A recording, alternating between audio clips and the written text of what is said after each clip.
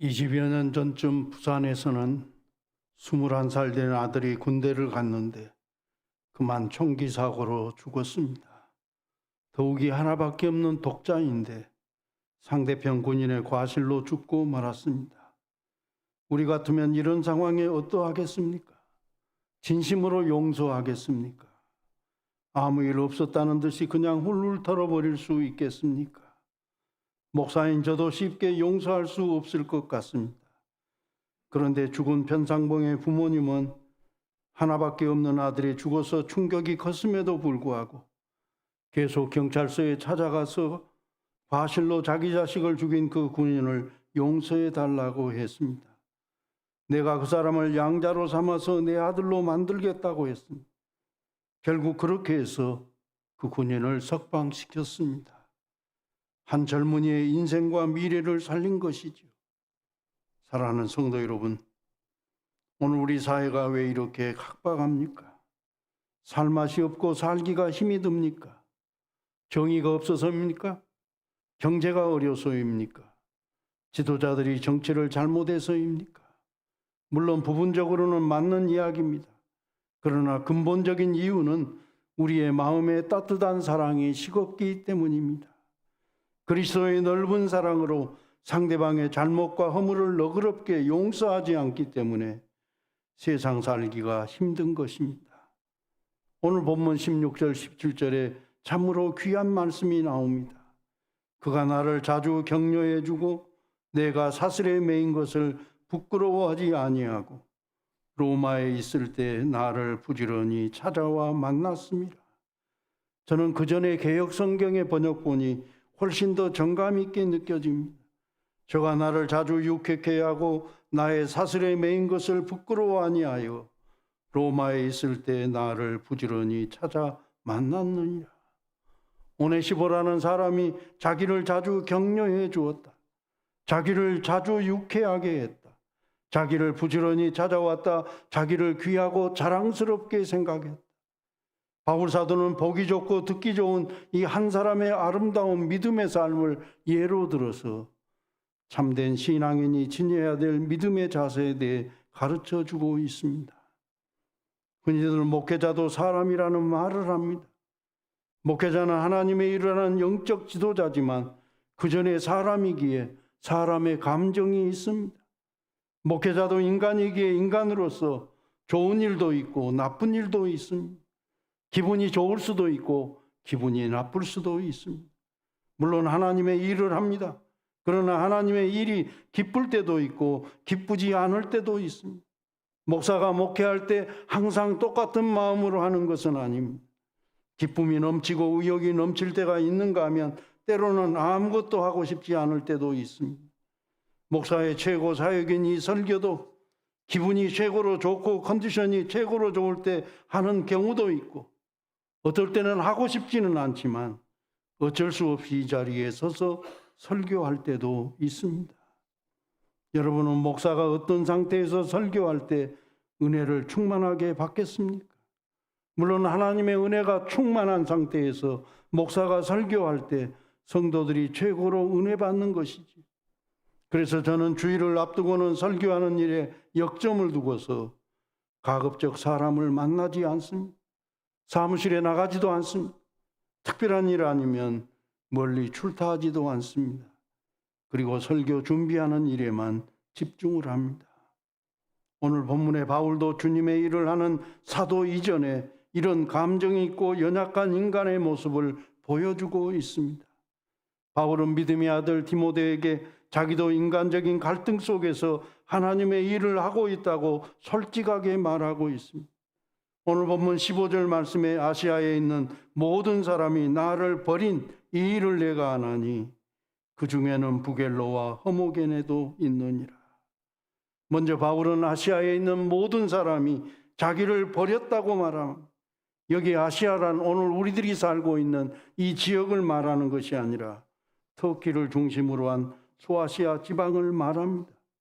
바울은 자기가 태어나고 자란 이 소아시아 지방을 중심으로 복음을 열심히 전했고 최선을 다해 일했습니다. 그러나 사람들이 그를 다 지지하거나 환영한 것은 아니었습니다. 오늘의 말씀을 음미해 보면 아시아에 있는 사람들 중에 바울을 환대한 사람보다는 바울을 버린 사람이 더 많았음을 암시하고 있습니다.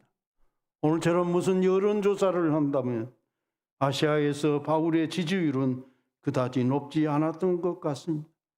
바로 이 점이 바울 사도의 마음을 아프게 했습니다. 그렇습니다. 우리들이 나름대로 선한 일을 해도 사람들의 반응은 다 다릅니다. 우리가 아무리 좋은 일을 해도 한쪽은 찬성하고 다른 한쪽은 반대를 합니다. 어떤 일에도 환영하는 사람이 있는가 하면 배척하는 사람도 있습니다. 실제로 교회 일이 그렇습니다. 자기 나름대로는 순수하게 열심히 한다고 하지만 모든 사람들이 다 좋게 생각하는 것은 아닙니다. 어떤 일도 일부는 칭찬하고 일부는 비난을 합니다. 바울의 사역도 그러했습니다. 오늘 바울의 편지 내용을 보면 바울이 하는 일에 대해 찬성하는 사람보다 반대자가 더 많았던 것 같습니다. 돕는 사람보다는 회방하는 사람이 더 많은 것 같습니다. 그래서 바울 사도는 이렇게 말합니다. 아시아에 있는 모든 사람이 나를 버린 이 일을 내가 아나니. 아마도 아시아에 있는 대다수의 사람들이 바울의 마음을 아프게 했던 것 같습니다. 바울은 사실 똑같은 바울이죠. 똑같이 하나님의 일을 하고 복음을 전했는데 사람들의 반응은 제각각이었어요. 바울은 이것이 못내 유감스럽고 섭섭했던 것 같습니다. 그래서 모든 사람이 나를 버렸다고 이야기하면서 그 중에는 부겔로와 허모게네도 있다고 실제 이름을 거론하기까지 합니다. 성경학자들은 생각해 봅니다. 여기서 나를 버렸다는 것은 무엇을 의미하는가? 이 말은 바울의 생각과 다르다고 예수 믿던 사람들이 예수를 믿지 않게 되었다는 것은 아니라고 봅니다. 대신에 바울이 복음을 열심히 전하니까 유대교 지도자들과 당시 권력자들로부터 엄청나게 핍박을 받게 되는데 이런 바울을 가까이 하고 지지하면 자기들도 핍박받고 불이익받을까 봐 두려워서 많은 사람들이 바울을 버리게 되었다고 그렇게 보고 있습니다. 아무튼 바울 사도는 소아시아 지방에서 회당을 중심으로 열심히 복음을 전했어요. 유대인들 또한 집요하게 바울을 핍박했습니다. 바울에 대한 유대인의 핍박이 심해지니까 결국 많은 사람들이 바울 곁을 떠나게 되었습니다. 그래서 오늘 바울은 안타까운 마음으로 아시아의 모든 사람들이 나를 버렸다고 말했습니다. 이런 좋지 않는 상황에서 비록 적은 숫자지만 바울을 격려하고 기분을 유쾌하게 한 사람도 있었습니다. 그 사람이 바로 오네시보로 집사람들이었습니다. 바울은 이 사람들을 고맙게 생각하면서 아주 자연스럽게 축복 기도를 하고 있습니다. 한마디로 오네시보로는 다른 사람을 기쁘게 하는 사람이고 용기를 준 사람이었습니다. 특별히 주님의 종인 바울 사도를 잘 공개해서 참으로 멋있는 사람이고 꼭 필요한 그런 위대한 사람이었습니다. 우리가 잘 아는 대로 바울 사도의 삶은 고난의 연속이었죠. 바울 사도는 대적자들 때문에 복음을 전파하는 사역이 참으로 어려웠습니다. 그러나 하나님은 고난받는 바울을 그대로 버려두시지 않았습니다. 신실한 믿음의 사람들을 끌어들여서 바울을 돕도록 하셨습니다. 병약한 그의 몸을 돌보기 위해서 의사인 누가를 평생 주치의로 삼아 주셨습니다. 아굴라와 브리스길라 부부는 목이라도 내어줄 정도로 바울을 지극정성으로 섬겼습니다. 에바브로디도는 성심을 다해 바울의 옥바라지를 해주었습니다. 디모데는 분쟁 중에 있는 교회를 찾아가서 바울의 대리인으로서 해결사 역할을 했습니다. 그리고 오늘 오네시보로는 바울이 지쳐 있을 때, 생기를 잃었을 때 새로운 용기와 힘을 불어넣는 상담자 역할을 했습니다. 바울을 힘껏 도왔던 사람을 예로 든다면 끝도 없이 많을 것입니다. 오늘 보면 16절에 격려해 주었다는 말이 나옵니다. 그전 개역 성경에는 유쾌케 해 주었다 했는데 이것은 아주 답답하고 두려운 마음에서 해방되는 것을 말합니다. 완전한 자유함, 평안함, 그리고 기쁨이 충만한 가운데 임하는 감격을 말하는 것이. 여러분, 세상에서 가장 잘하는 사람은 다른 사람을 즐겁게 하는 사람, 다른 사람을 웃게 만드는 사람이 위대한 사람입니다. 그렇다면 오네시모로는 어떤 삶을 살았기에 바울 사도에게 이런 평안함과 자유함과 기쁨을 줄 수 있었을까요? 첫째로 오네시모로는 격려하는 사람이었습니다.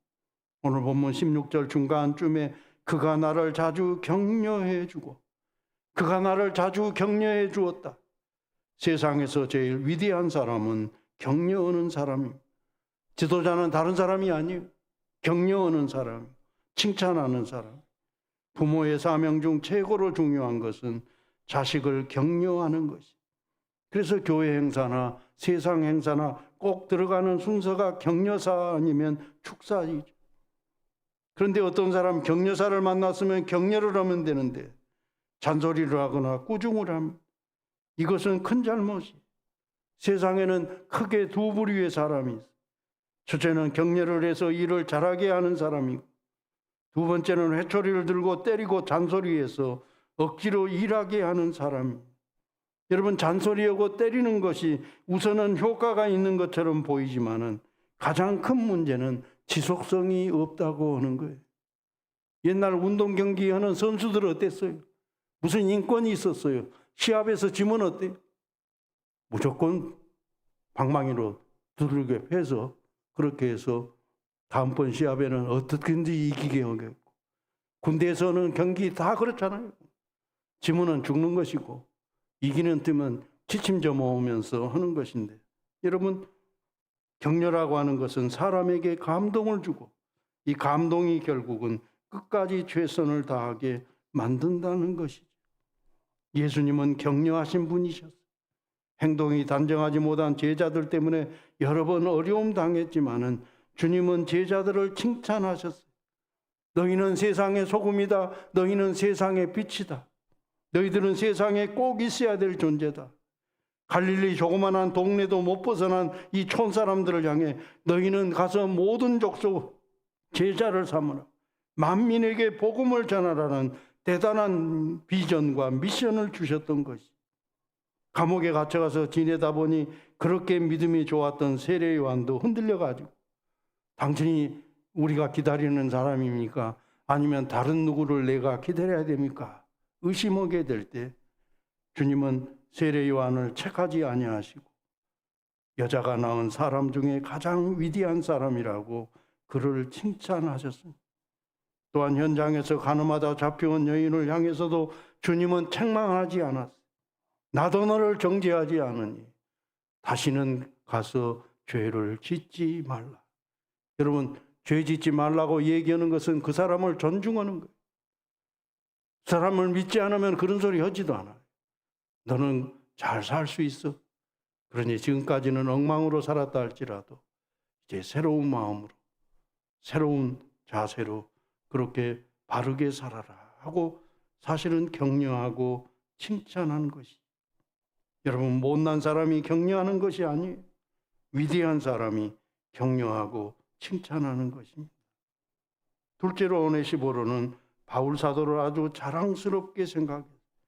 그렇기 때문에 오네시모로는 복음을 전하다 감옥에 갇힌 바울을 부끄럽게 생각하지 않았습니다. 오늘 본문 16절 하반절 말씀에 저가 나를 자주 격려해 주고 내가 사슬에 매인 것을 부끄러워 아니하고. 오네시모로는 바울 사도를 귀하게 여겼어요. 바울 사도가 하고 있는 일을 귀하게 여겼어요. 비록 바울이 감옥에 갇혀 있지만은 바울을 아주 자랑스럽게 생각했어요. 바로 이것 때문에 바울은 큰 위로를 받게 되었던 것이죠. 여러분, 효 중에서 가장 큰 효는 뭐예요? 부모님을 자랑스럽게 생각하는. 더군다나 부모님이 하시는 일을 자랑스럽게 여기고 귀하게 여기는 자식이 효자, 효녀. 바울 사도도 복음을 열심히 전하다 보니 여러 번 감옥에 갇히게 됐어요. 이때 감옥에 갇힌 바울을 보면서 비난하는 사람들도 있었을 것이고 그를 부끄럽게 생각하는 사람들도 있었던 것 같습니다. 그러나 오네시모로는 감옥에 갇힌 바울을 결코 부끄럽게 생각하지 않아 참으로 귀한 마음이. 오늘 우리들에게도 이런 긍정적인 마음이 필요합니다. 다른 사람의 형편과 처지를 잘 이해하고 너그럽게 받아주는 것이 상대방에게는 가장 큰 격려가 되는 것이죠. 셋째로 오네시모로는 바울이 가장 힘들 때, 외로울 때, 고통스러울 때 부지런히 찾아가서 위로했습니다. 바로 이 점이 오네시모로의 가장 위대한 점입니다. 오늘 본문 17절 말씀에 로마에 있을 때 나를 부지런히 찾아와 만났습니다. 여기 바울이 로마에 있을 때는 다름 아닌 감옥에 갇혀 있을 때를 말합니다. 그렇습니다. 오네시모로는 마음만 먹는 정적인 사람이 아니라 행동하는 사람이었어요. 사실 많은 사람들이 바울에 대해서 관심을 가졌던 것은 사실이에요. 걱정도 했고 감옥에 갇힌 것을 안타까워도 했어요. 그러나 정작 감옥에 갇혀 있는 바울을 찾아가는 사람은 그렇게 많지 않았습니다. 그런데 오네시모로는 바울을 직접 찾아가서 위로했어요. 바로 이 점이 바울에게 용기와 기쁨을 주었습니다. 넷째로 오네시모로는 섬기는 사람이었어요. 18절 하반절 말씀에 그가 에베소에서 많이 봉사한 것을 내가 잘 아느니라. 그렇습니다. 어디에서나 환영받는 사람은 섬기는 사람이에요. 교회는 주님의 은혜를 깊이 깨닫고 섬기고 봉사하는 사람들이 모여있는 공동체예요. 사실 섬기면 조용해요. 섬기면 위대한 역사가 나타납니다. 섬기면 모두를 행복하게 합니다. 이런 사람들이 하나님의 복을 받는 것이죠. 아마 20세기에 가장 사랑받는 사람을 꼽으라고 한다면 사람들은 테레사 수녀를 꼽을 것입니다. 왜 그렇습니까? 테레사 수녀는 섬기는 삶을 살았기 때문입니다. 테레사 수녀는 일생 동안 봉사만 한 사람. 한 번은 어떤 사람이 물었어요. 수녀님은 가난하고 병든 사람과 일생을 같이 살아왔는데 혹 잘 사는 사람, 편히 누리고 사는 사람, 부와 명예를 가진 사람들을 보면 개인이 좀 기분이 상하지 않지 않습니까? 그러자 테레사 수녀는 상처난 아이의 고름을 입으로 빨아내면서 이렇게 대답했어요. 허리를 굽히며 사는 사람은 위를 쳐다볼 시간이 없습니다. 제가 광주 제1교회에서 부목사로 섬길 때 어떤 집사님 보면 잔치자리에 늘 초대받아가지고 와 있어요. 그런데 그 집사님 초대를 받았어도 항상 잔치집 주방에 가서 일을 해요. 그래서 사람들에게 환영을 받았습니다. 또 말만 예쁘게 해도 많은 사람들을 기쁘게 합니다. 정말로 수고하고 헌신하는 사람은 다른 사람의 마음을 기쁘게 하고 시원하게 하는 것이죠. 향기나는 나무는 자기를 찍는 도끼에게 아주 좋은 향을 묻혀준다고 합니다. 자기에게 닥친 불행을 작은 사랑을 통해서 행복으로 바꾸는 것이 다름 아닌 교회입니다. 그래서 교회를 통해서 우리들은 비록 광야 같은 어려움과 고난과 질병 가운데 살지만은 영광의 삶, 기쁨의 삶, 그리고 격려하는 삶을 사는 것입니다. 사랑하는 성도 여러분, 그리고 오늘 헌신을 다짐하는 남선교 회원 여러분, 하나님은 우리들이 오네시모로와 같이 다른 사람을 격려하는 사람이 되기를 원하십니다. 우리 주님을, 복음을, 교회를, 성도들을 자랑스럽게 귀하게 여기기를 원하십니다. 특별히 어렵고 힘든 사람들을 찾아가서 위로해주는 사랑의 사람이 되기를 원하십니다. 그리고 봉사하고 섬기는 사람이 되기를 간절히 원하십니다. 그러나 이것은 내 의지, 내 성품, 내 열심, 내 능력만으로는 불가능합니다. 우리들이 그리스도의 충만한 은혜와 사랑 속에 머무를 때, 그리고 나를 버리고 온전한 마음으로 주님을 섬기고 교회를 섬길 때 모든 사람들을 유쾌하게 하고 용기를 주며 기쁨을 주는 그리스도인이 될 것입니다. 사실 부서마다 열심히 일한다고 뭐 사업들 거창하게 합니다마는 사업이 중요한 게 아니에요. 사람이 중요해요. 남성교회 회원 한 사람 한 사람에게 깊은 관심을 갖고 삶에 어려움이 있을 때 찾아가서 위로하고 격려하고 그리고 붙들어 세워주게 된다면 교회가 아무리 어려운 상황에 처한다 할지라도 어찌 흔들리겠습니까? 뿌리 깊은 나무 바람에 아니 밀세, 꽃 좋고 열매 맺나니 하는 옛 시조처럼 오네시모로와 같은 마음으로 다른 사람을 섬기면서 든든히 세워나가는 우리 남선교 회원들이 다 되어주시기를 간절히 원합니다. 기도하겠습니다. 달마다 순회하며 우리 남선교회 헌신을 다짐할 수 있도록 도와주시니 감사합니다.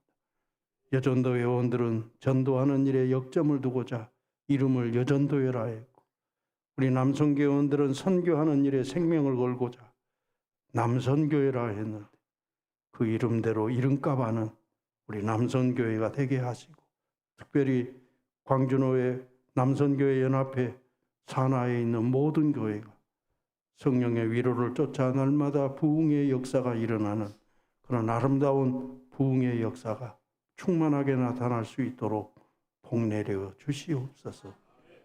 예수님의 거룩하신 이름으로 기도드리옵나이다. 아멘.